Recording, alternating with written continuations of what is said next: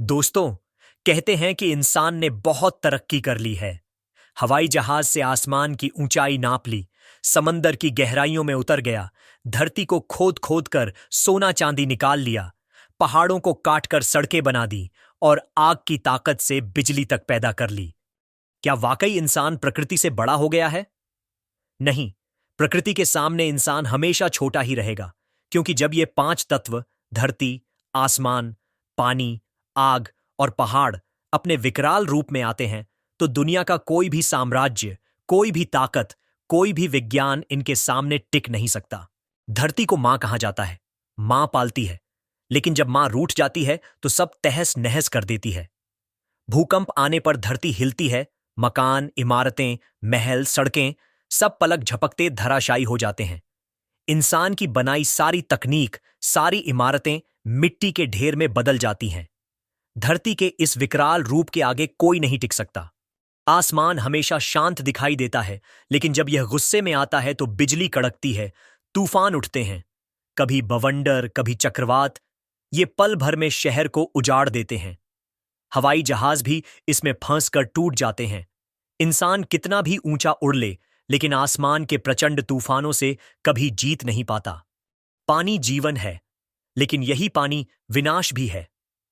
समंदर की सुनामी जब उठती है तो पूरे गांव, पूरे शहर लील जाती है। नदी का बाढ़ बन जाना खेतों को डुबो देता है, लोगों की जिंदगियां बहा देता है। इंसान चाहे कितनी भी बड़ी नाव बना ले, पानी के प्रचंड रूप के सामने कुछ भी नहीं।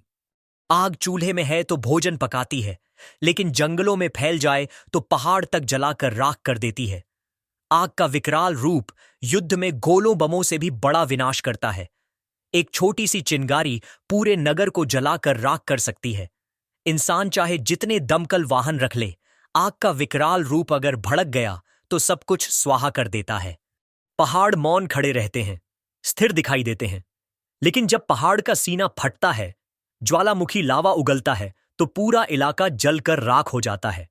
भूस्खलन में सड़कें, गाड़ियां, घर सब चुटकियों में दब जाते हैं।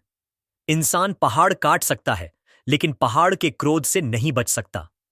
धरती, आसमान, पानी, आग और पहाड़, ये पांचों शक्तियां हमें जीवन देती हैं, लेकिन जब इन्हें अपमानित किया जाता है तो ये विकराल रूप लेकर इंसान को दिखा देती है कि असली ताकत किसके पास है। इंसान चाहे जितना शक्तिशाली क्यों न बन जाए, प्रकृति से कभी नहीं जीत सकता। इसलिए जरूरी है कि हम प्रकृति का सम्मान करें, इसे बचाएं, क्योंकि अगर प्रकृति का संतुलन बिगड़ गया तो ये पांचों तत्व विनाश का तांडव मचा देंगे और फिर कोई भी इंसान इनसे जीत नहीं पाएगा।